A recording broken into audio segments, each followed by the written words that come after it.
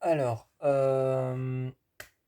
normalement, j'aurais fait une critique positive.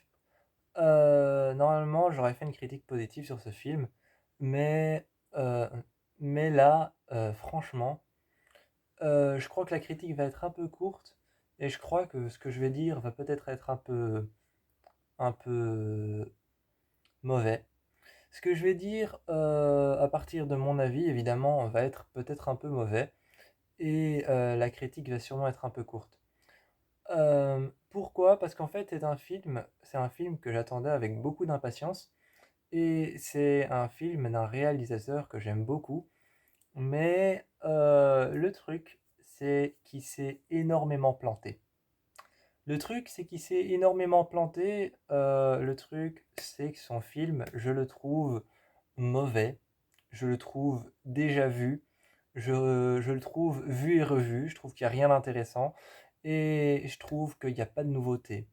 Mis à part peut-être le concept. Le concept est bien en soi, mais le film, c'est du revu et du revu. C'est vraiment, il n'y a rien de nouveau. Et, même les jumpscares, les screamers et l'étendue du film en soi, qui est censé faire peur, les passages qui sont censés faire peur, même eux ne sont pas nouveaux. C'est des trucs qu'on a déjà vus des centaines de fois dans les films d'horreur. Et il y a même parfois des passages qui sont tellement what the fuck que tu te dis pourquoi?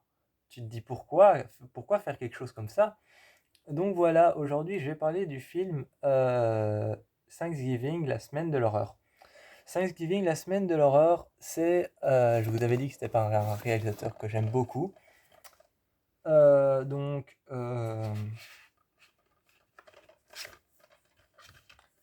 Thanksgiving, la semaine de l'horreur, c'est par un réalisateur, je vous avais dit que j'aime beaucoup, c'est le réalisateur Eli Roth. Donc Eli Roth, c'est un réalisateur qui a fait beaucoup de films que j'aime bien. Il a fait le film d'horreur Haunt avec une bande de jeunes qui se retrouvent dans une maison hantée, une attraction de maison hantée qui promet de réaliser toutes leurs plus grandes peurs et leurs plus grandes peurs justement se réalisent. Il a fait le film d'horreur Green Inferno que je n'aime pas trop parce que c'est sur les cannibales et c'est un film d'horreur sur les cannibales qui est salement fait. Donc encore une fois, c'est un plantage. C'est aussi le réalisateur du fameux euh, I, A Creator's Plate. Donc, c'est le réalisateur du fameux A Creator's Place, donc Sans un bruit, et A Creator's Place 2, et qui arrive cette année, A Creator's Place 3, le premier jour. Donc, il a fait beaucoup de films que j'aime bien. Il a fait A Quietus Place, il a fait Haunt, et malheureusement Green Inferno, ça n'a pas été fameux. J'aime pas trop ce film. Oui, parce que c'est sur les cannibales et ça a été fait de manière. Pas de manière sale, ça a été fait de manière péjorative en fait. Ça a été fait de manière péjorative pour les tribus cannibales, parce que les tribus cannibales, ça existe. Il y a des tribus encore qui vivent dans la forêt d'Amazonie et qui sont comme ça. Et ça a été fait de manière péjorative en fait. Je sais que les films d'horreur sont censés parfois être péjoratifs pour pouvoir montrer quelque chose d'horrifique, mais là c'était un peu extrême. Donc j'ai pas aimé du tout. Mon problème avec Thanksgiving, la semaine de l'horreur, c'est que, en fait, déjà, l'histoire. Qu'est-ce que c'est? L'histoire, qu'est-ce que c'est? C'est. Tout commence avec un Black Friday qui a mal tourné.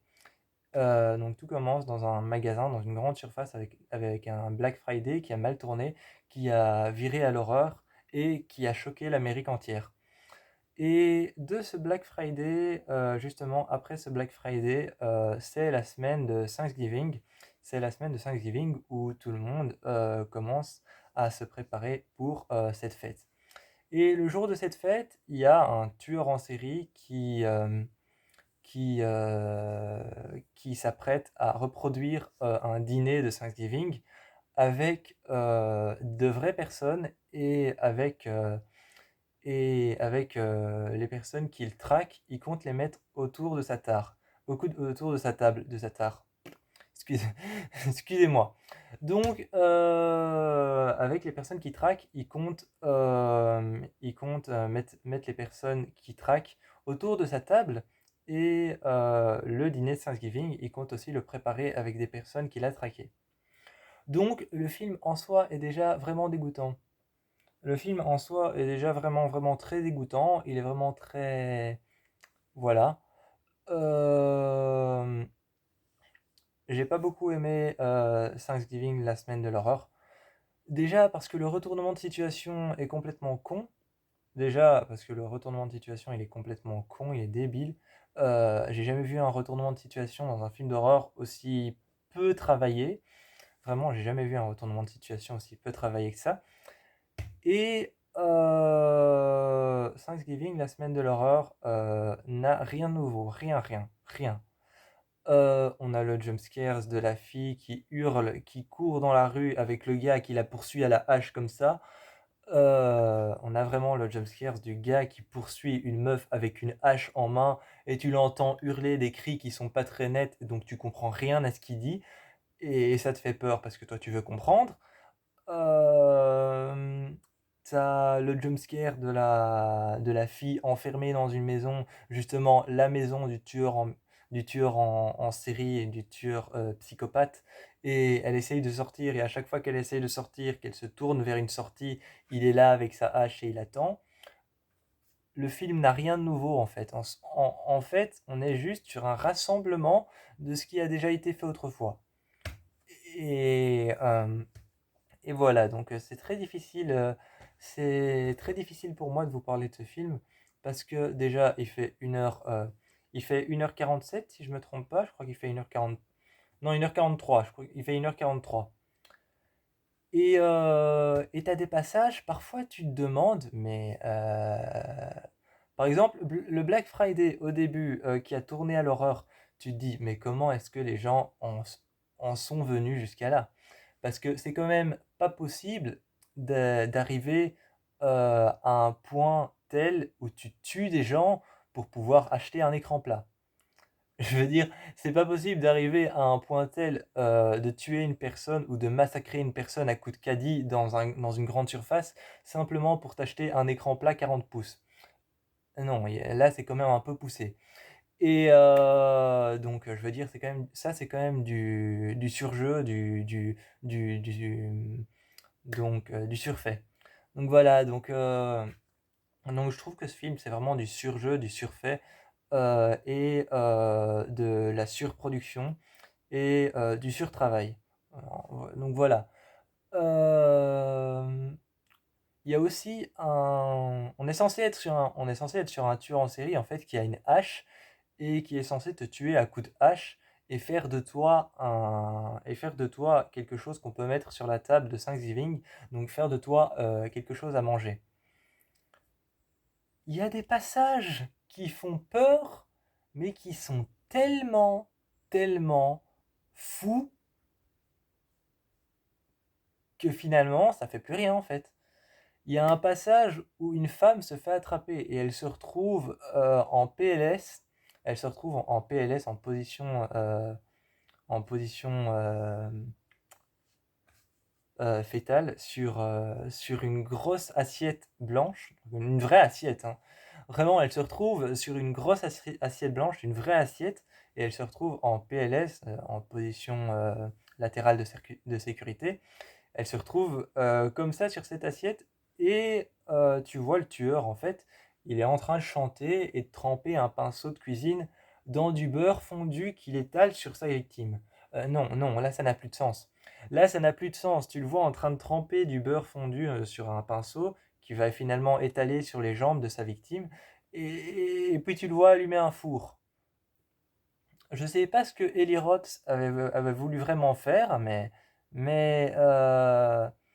il y a aussi un passage où une meuf se fait assassiner, se fait tuer, et on retrouve son corps coupé à partir d'ici, hein. On retrouve son corps, vraiment le haut de son ventre, on le retrouve sur la pointe de la forme de la surface d'un magasin, de la pancarte publicitaire d'un magasin. Donc vraiment ce film, à un moment, il y a une pancarte publicitaire d'un magasin, et dessus, il y a plein de sang qui coule, et la pancarte publicitaire, c'est une sorte d'ovale avec un triangle dedans, un peu comme le logo des voitures Cadillac. Un peu comme le logo des voitures Cadillac, eh bien c'est une sorte de triangle avec un losange, un losange, avec un rond en dessous. Et, euh, et tu vois le buste qui est vraiment mis comme ça, vraiment, qu'on a enfoncé sur la pointe. Mais tu te demandes comment est-ce qu'un mec avec une hache, parce qu'une hache ça pèse lourd, comment est-ce qu'un mec avec une hache a pu se retrouver là-haut et mettre son truc là, comme ça, l'enfoncer sur la pointe. Déjà, comment est-ce qu'il a pu trouver l'équilibre pour foutre un torse? Parce qu'un torse entier, si moi je m'enlève le torse et que j'essaye de le porter, enfin ce qui est impossible, mais moi qui pèse 52 kilos, la moitié de mon torse, c'est quand même déjà très très lourd. Donc mettre un torse comme ça là-haut, déjà ça n'a aucun sens.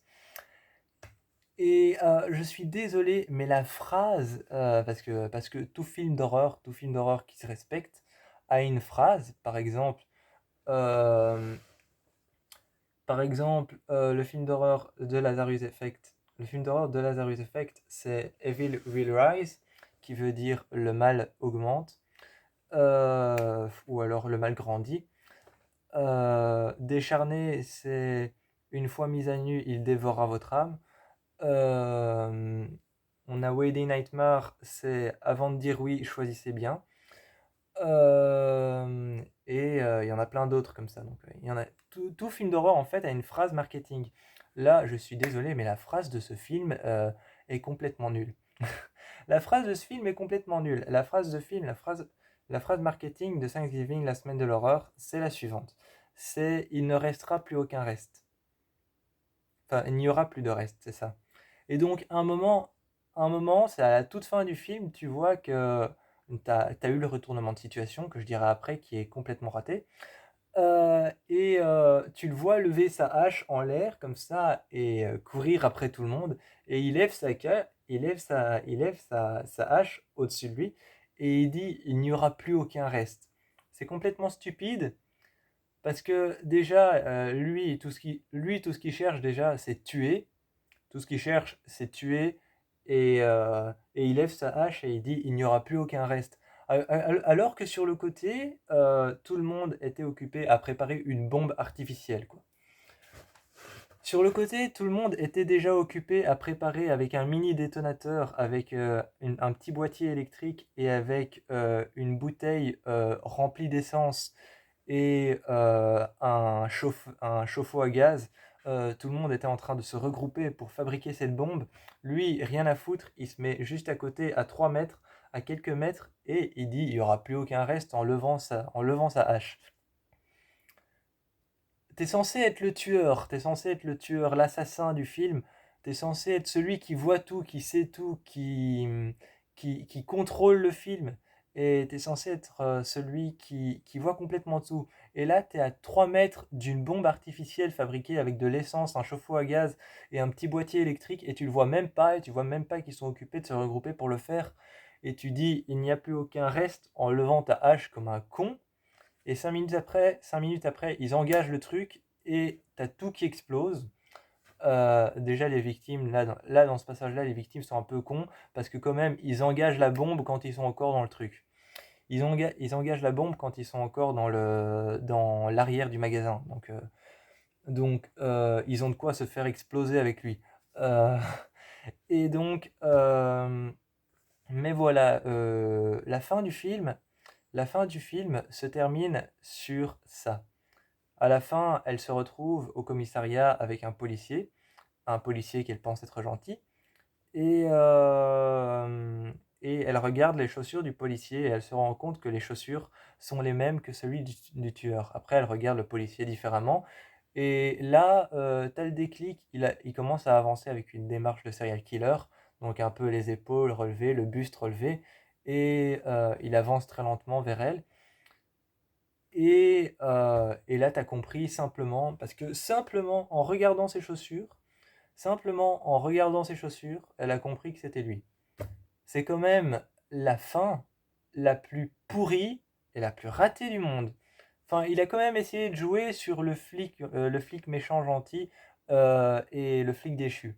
Il a quand même essayé de jouer sur le flic déchu et le flic méchant et gentil, qui jouent les deux en même temps, mais je suis désolé, mais la fin, genre, ah, c'est les mêmes chaussures que le tueur, ça veut dire que c'est lui, c'est vraiment une fin ratée. Et donc à la fin, ils font exploser tout un hangar, il explose à l'intérieur, personne n'a survécu, et avec une bagnole, pour être sûr que personne n'a survécu, ils foncent en plein, c'est avec une petite Mini, je crois que c'est une petite Mini Cooper S, et t'as une meuf, pour être sûr que personne n'a survécu, elle fonce avec sa Mini en plein dans le tas, elle fonce dans le magasin, et elle fait exploser un mur, t'as deux murs qui tombent en même temps. Et donc là, t'as deux policiers qui arrivent, deux autres agents, et qui disent, il reste plus personne, c'est bon, on peut évacuer les lieux. Il y a une des filles qui a eu vraiment peur et qui est sortie de là traumatisée, parce qu'en fait, elle a vu les flammes exploser juste devant elle, ce qui fait vraiment très peur. Elle a vu un appel d'air de flammes juste devant elle exploser devant son visage. Et donc, et dans cet appel d'air, justement, il y avait encore le tueur qui essayait de sortir des flammes et qui a tendu son bras avec sa hache à la main et qui a essayé de l'attraper et de la tenir par le cou. Donc, elle a été traumatisée et donc à la fin du film, à toute fin, elle va dormir et elle se met sous son lit, sous sa couverture, avec son copain qui dort derrière elle. Et tu vois la porte de son placard qui s'ouvre et t'entends le de la porte, le grincement de la porte, t'entends le grincement de la porte, le genre vraiment t'entends la porte qui grince et tu vois la porte qui s'ouvre sur un placard complètement noir. À votre avis, qu'est-ce qui va se passer ensuite? Il y a eu un gros slasher qui est sorti de nulle part et qui ne servait à rien. Il y a eu un gros slasher qui est sorti de nulle part, qui ne servait à rien, du serial killer, du tueur en série qui est mort dans l'incendie, qui a essayé de l'attraper, qui est revenu comme ça, et puis après c'est générique de fin. Je déteste, j'ai vraiment horreur de ça. Et j'ai horreur de ça. J'ai une sainte horreur des films qui se terminent avec un slasher qui te saute en pleine gueule. Ça ne sert à rien. Ça ne sert à rien. T'as l'impression vraiment quand on fait un film d'horreur et qu'on fait un slasher à la fin ou un slasher, un screamer, un jumpscare ou n'importe quoi qui te saute à la fin, genre qui te saute dessus à la fin, genre par exemple un homme comme dans Thanksgiving, la semaine de l'horreur, un homme brûlé avec une hache, avec un masque à moitié sur la tête, qui a fondu sur son visage parce que le masque était en plastique, donc il a fondu dans les flammes sur son visage. Et tu vois le visage de cet homme avec le masque fondu sur son visage et son visage brûlé, la peau brûlée, et la hache à la main et son bras complètement cramé qui sort du feu et qui te saute à la gueule à la fin. Ça n'a, ça n'a, ça n'a plus d'importance parce qu'à la base, ce personnage est mort, donc ça n'a déjà plus d'importance. Et ça te saute à la tête pour terminer le film. Non, ça en fait, moi, ça me donne juste l'impression qu'on a fait un film et ça me donne juste l'impression qu'on fait genre, voilà, qu'on pose quelque chose sur une table et qu'on dit, voilà, c'est bon, c'est fait. Donc, moi, je vous encourage à aller voir Thanksgiving, la semaine de l'horreur, pas par intérêt d'aller voir un bon film d'horreur, mais je vous encourage à aller voir par curiosité. Je vous fais plein de bisous et je vous encourage à aller voir ce film par curiosité, mais pas par intérêt d'aller voir un bon film d'horreur.